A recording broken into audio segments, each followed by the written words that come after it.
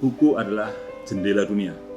Banyak orang yang sudah menyatakan seperti itu. Artinya, kalau kita ingin melihat dunia yang luas, apa yang ada di luar sana, salah satu cara yang paling mudah adalah dengan membuka buku.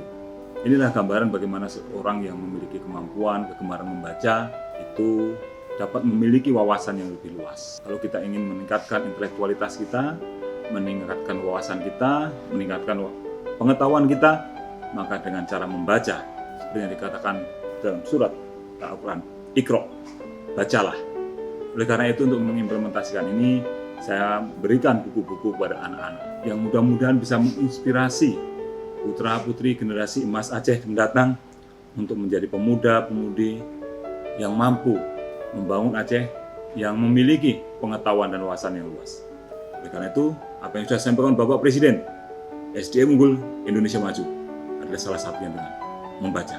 Mari kita ajak anak-anak kita menjadi anak-anak yang gemar membaca. Saya akan bagikan buku-buku ini kepada anak-anak yang saya jumpai nanti di lapangan untuk menjadi inspirasi mereka. Anak-anak sekalian, tunggu pembagian buku dari saya.